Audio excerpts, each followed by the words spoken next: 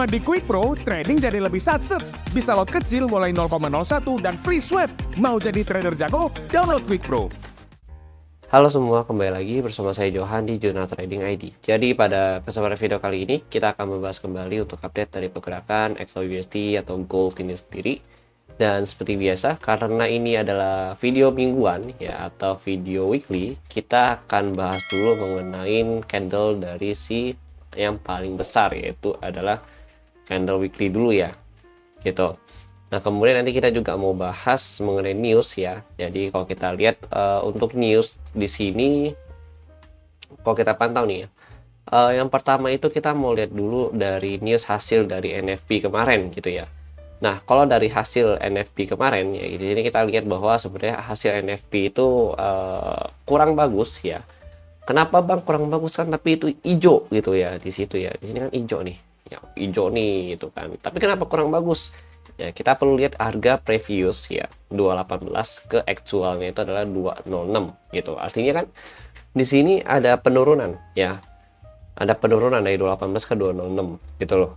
Sedangkan forecast itu adalah 191. Artinya hasil aktual itu di atas forecast. Jadinya sistem baca itu adalah sebagai hasil lebih bagus gitu. Makanya warna hijau gitu. Sebenarnya kalau kita lihat di sini memang jelek gitu loh, dari 218 ke 206. Dan ini juga sudah kita bahas ya di beberapa video ya, pertemuan kita di minggu kemarin gitu teman-teman. Dan itu juga sudah saya update juga di channel Telegram ya, channel Telegram Jurnal Trading ID, dan juga kita sudah bahas di video update hari Kamis yang buat video FOMC kemarin ya. Hasil FOMC memang dari Powell sendiri itu udah kasih tahu kalau memang sebenarnya tingkat pengangguran itu tuh meningkat gitu, dan memang lapangan pekerjaan dari ADP ya itu juga kurang bagus gitu teman-teman. Dan kalau kita lihat di sini ya, ini kemarin saya ada upload di jam 8 ya, memang potensi peluangnya masih lebih besar untuk naik ke, dan memang perlu di note hari ini ada NFP, sejauh ini hasil perkiraan masih kurang bagus buat USD gitu teman-teman. Oke. Ya jadi di sini saya memang belum ada trade ya. Paling kemarin itu saya ada trade ambil sell ya di 2381 ya, apa 300 berapa gitu. Tapi sudah saya take profit sebagian, dan memang sudah plus juga ya. Karena memang kan dia naik lagi ternyata pas malam ya, sebelum closing market itu ke 290-an gitu ya teman-teman ya. Ya nggak apa-apa, kita mau lihat lagi nanti potential movementnya mau kemana gitu. Oke, ini yang next week ya, ini udah FOMC udah clear semua, pokoknya NFP udah clear juga. Sekarang kita mau lihat untuk yang minggu depan. Nah kalau yang minggu depan ini ya, bentar kita lihat dulu, kita cek dulu. Oke, nah ini di hari Senin ada USD tapi bukan yang gimana banget ya, ini bintang 2. Kemudian untuk hari Selasa ini ada Fed Powell ya, testify lagi itu di jam 10 malam ya. Ini memang speech ya, ini seperti speech pada umumnya. Kemudian di hari Rabu ini ada testify lagi yang kedua ya di jam 9 malam. Kemudian crude oil inventory. Lalu di hari Kamis ini ada core CPI ya. Di sini core CPI artinya adalah bisa dikatakan sebagai apa ya, kayak report inflasinya Amerika itu sendiri teman-teman. Dan ada Initial Jobless Claim di jam 19.30 ya semuanya teman-teman ya. Nah kemudian kita lihat lagi di sini di hari Jumat ya. Di hari Jumat ini ada PPI. Seperti biasa kalau ada CPI sudah pasti ada PPI nih gitu ya, PPI. Dan kalau kita lihat dari CPI dan juga PPI ya, di sini forecastnya sih 0,2 ya. Artinya belum ada peningkatan yang signifikan kalau dari Korea. Tapi kalau dari CPI pada umumnya ya, kayak di bulan Juni ini ada sedikit peningkatan dari 0,0 ke 0,1 gitu. Lalu untuk PPI juga dari minus 0,2 ke 0,1 ya. Sebenarnya sih overall sih it's good for DXY kalau memang ada peningkatan, karena otomatis pastinya nih si Fed ini sendiri akan menahan nih suku bunga, dan memang nanti akan relate dengan hasil speech dari FOMC yang minggu kemarin gitu teman-teman gitu. Oke ya, tapi let's see nanti bagaimana ya, soalnya berarti untuk minggu ini ya, maksudnya untuk minggu ini ya, atau minggu depan lah bahasa ya, minggu depan itu kita fokusnya itu untuk the Fed ya, Powell testify ada 2 hari, kemudian ada CPI dan juga PPI gitu teman-teman ya. Jadi ini kan saya rekam di tanggal 6 ya, hari Sabtu gitu. Jadi ini berarti untuk minggu depan gitu teman-teman. Minggu depan itu tanggal berapa ya? Minggu depan itu tanggal 8 sampai 12 gitu. Oke. Ya, jadi begitu. Nah, sekarang kita mau lanjut. Kita mau lanjut untuk lihat dari chartnya. Oke, di sini kita mau lihat dari chart yang weekly dulu gitu. Weekly ini kalau kita lihat pertama itu ada dari supportnya dulu ya, di 2298, 2278, kemudian resisten yang barusan di break nih minggu ini itu di 2364 sampai 2343 teman-teman. Lalu untuk saat ini current resisten dia untuk si gold itu ada di 409 gitu teman-teman, di Fibo 23.60. Nah, ini kalau kita lihat ya, last candle di sini memang masih cukup bagus ya, atau bisa dikatakan sebagai bullish candle untuk si gold itu sendiri.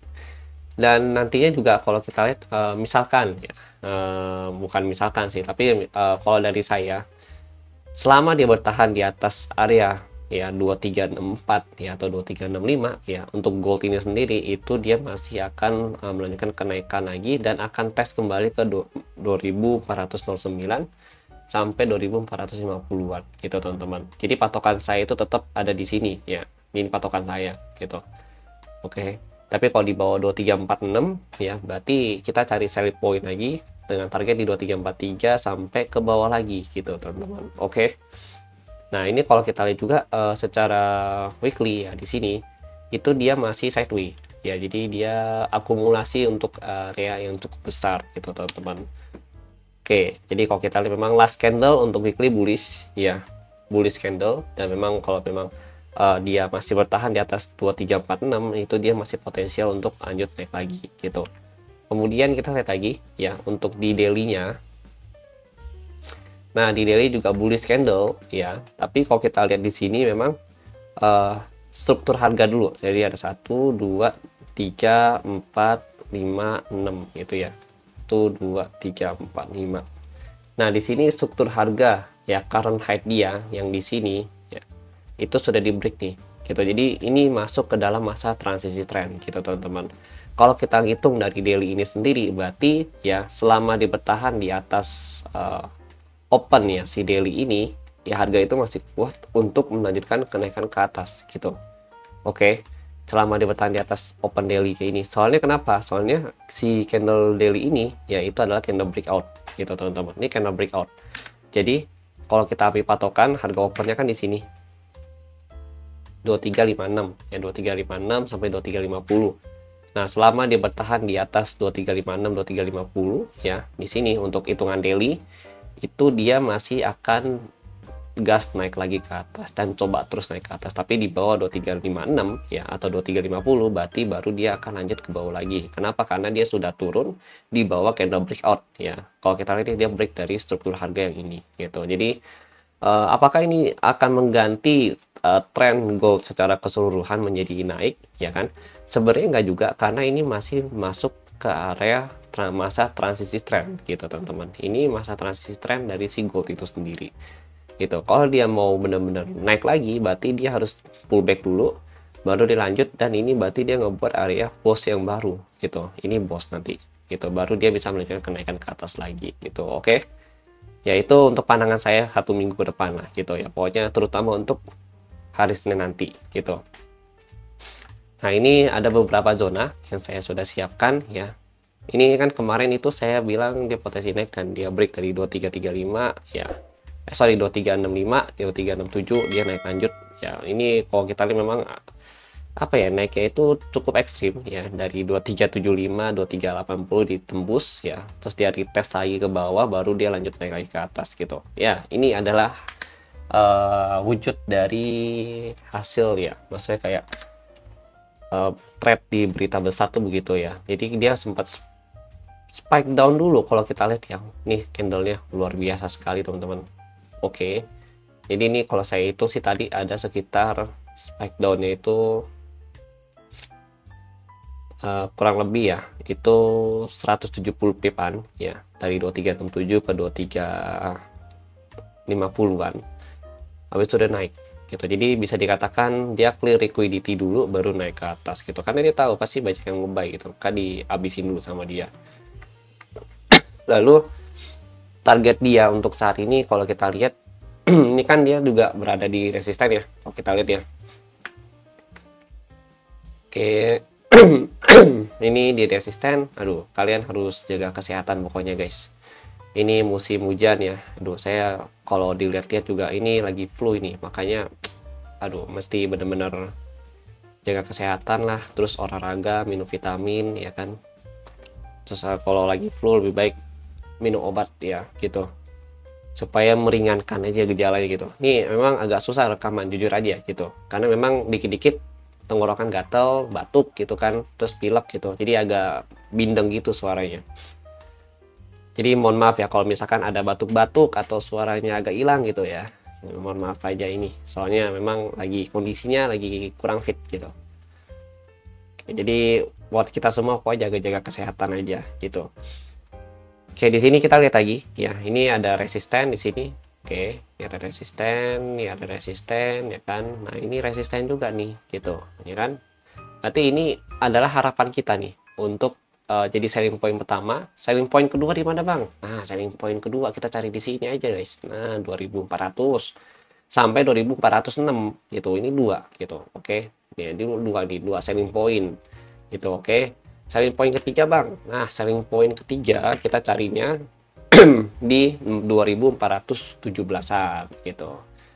2417 sampai 2420 gitu. Udah masuk aja di sini gitu. Misalnya kita place order, bukan place order ya, bukan berarti langsung masuk gitu. Kita cari dulu, maksudnya zonanya kita bikin di sini gitu, teman-teman. Lalu ini zona kedua kita gitu. Oke, sip kalau gitu. Berarti kan ini kita tahu nih ya. Oh, berarti target dia dari si gold ini sendiri itu ada di mana gitu. Berdasarkan dengan zona-zona ini gitu. Kalau kalian tanya, "Bang, pakai indikator?" Enggak sih, saya jarang pakai indikator, guys, gitu. Saya cuma pakai SNR, SND, chart dan juga chart pattern. Paling kalau mau indikator saya cuma pakai volume sama pivot gitu. Oke. Jadi cuma itu doang paling ya. Nah, ini berarti adalah zona saya ya, berarti ini zona 1 2 3 kita gitu, teman-teman. Ini untuk apa, Bang? Untuk jadi pantauan selling point kita. Kalau rezeki ya kita ambil di sini gitu, teman-teman. Oke. Kalau belum rezeki ya udah kita tunggu aja dulu nanti ya, di beberapa zona lagi di bagian-bagian sini lah pokoknya kita tunggu ya gitu. Tapi ada potensi koreksi, kalau saya lihat sih ada potensi ini untuk koreksi ya, ada potensi. Paling dia koreksi itu nggak jauh-jauh banget lah kalau dia mau lanjut naik ya, paling ke 2380-an di sini, mentok-mentok juga di sini. Ini kan area breakout dia nih ya. Ya 2367 habis itu dia balik naik lagi gitu. Tapi kalau misalkan tadi yang kita bilang ya di bawah 2350 di sini, nah ini dia turun nih gitu. Kenapa? Karena ini memang tahanan cukup kuat ya, jadi area psikologi level untuk si gold itu sendiri untuk si gold itu sendiri ya, teman-teman ya gitu. Oke, sekarang kita mau lihat dari enaknya kita pakai apa lagi ya. Pivot kan berubah tuh ya. Oh iya, saya mau kasih unjuk satu lagi ya. Buy zone ya, buy zone itu berarti kita bisa pantau dulu di 2380, 2365, 2367, 64 ya sampai sini. Jadi ada 3 juga, 1 2 3 ini jadi buy zone kita. Ini sell point ya. Nah, ini buy point di sini gitu. Oke, teman-teman. Nah, kemudian saya mau tunjukin untuk area POC level ya. Jadi POC level ini adalah area yang cukup penting menurut saya sebagai point of control dari si pergerakan harga, teman-teman gitu. Oke, di sini kita cekrek satu. Nah, di sini untuk POC-nya itu atau point of control yaitu ada di 2328 ternyata, teman-teman. Artinya ada di bawah ya. Berarti secara keseluruhan gold itu masih bullish movement gitu. Lalu kalau kita lihat lagi untuk beberapa poin di sini ya memang ada di sini nih. Ini kan memang ada area akumulasi ya. Ini cukup besar ya untuk zonanya, volumenya. Kemudian ada lagi di bagian sini ya, sini ada nih. Ya, ini lumayan juga nih. Ya oke. Jadi ini sebenarnya satu zona ya. Ini satu zona nih. Cuma kita pecah jadi dua zona gitu. Jadi kalau kalian mau mau digabung atau mau ubah untuk zona yang ada di sini ya, mulai dari 2367 sampai 2350 itu nggak masalah gitu, karena ini saya pecah jadi 2 zona. Asli 1 zona. Kenapa 1 zona? Ya karena posisinya ini kalau kita lihat dia itu adalah area akumulasi gitu. Jadi memang harusnya ini 1 zona gitu teman-teman. Paling kalau mau kita ubah pun ya ini kita begini. Ya kita turun ini, masukin ke sini. Nah, ini. Nah, begini teman-teman. Ya, jadi kita ubah dikit lah ini ya. 2364, 2360 gitu di sini. Jadi ini zona kita ubah. Ya, kita masukin ke dalam lagi supaya lebih menekan resiko kita gitu. Jadi mulai dari 2364, 2360 sampai 2350-an gitu teman-teman. Oke. Jadi kurang lebih ada 140 pip tuh range zonanya gitu. Kalau tengah-tengah kalian mau bikin lagi nggak masalah gitu. Oke. Intinya ini 1 zona. Lalu zona selanjutnya itu ada di sini nih. Ya, zona selanjutnya di sini. Ini cukup besar juga. Untuk itu di 2343, 2340. Kemudian ada lagi di main levelnya dia. 2335 sampai 2328 gitu. Oke. Jadi mungkin itu yang ingin saya sampaikan kepada kalian semua. Oke, terima kasih bagi kalian yang sudah nonton. Dan nanti kita akan bahas DXY secara terpisah ya gitu. Mungkin saya akan masukkan DXY itu nanti di video weekly ya, dari si Euro sama GBP USD gitu teman-teman. Oke, biar videonya nggak terlalu panjang. Soalnya kalau kita lihat mungkin sekilas ya kita bahas di sini ya. Si DXY ini ya itu juga sedang berada dalam fase downtrend gitu ya. Jadi dia pullback nih dari sini. Ya pullback, terus dia belum ada naik-naik lagi nih sampai sekarang. Karena juga hasil dari NFP juga kan kurang bagus gitu. Paling bisa kita harapkan ya di sini. Area main levelnya si DXY gitu. Di sini ya, di 104.29 sampai 103.99 gitu. Dan terdekat dia ada support di sini ya. Di 104.69 sampai 104.49 gitu. Oke. Ya mungkin itu dulu yang ingin saya sampaikan kepada kalian semua. Terima kasih bagi yang sudah nonton ya, dan sampai jumpa pada video berikutnya. Oh iya, kalau kalian punya masukan atau punya pandangan yang berbeda ya, misalkan kok pandangan saya berbeda dengan Bang Johan nih, ya nggak masalah gitu, karena kan technical ini adalah personal nih ya. Jadi kalau misalkan kalian punya pandangan berbeda, saya sangat berterima kasih untuk kalian yang mau share kepada saya di kolom komentar ya. Nanti akan saya sempatkan untuk balas ya. Dan kalau misalkan belum balas pun nanti pasti akan saya balas juga gitu teman-teman. Jadi terima kasih bagi yang sudah nonton dan sampai jumpa pada video berikutnya.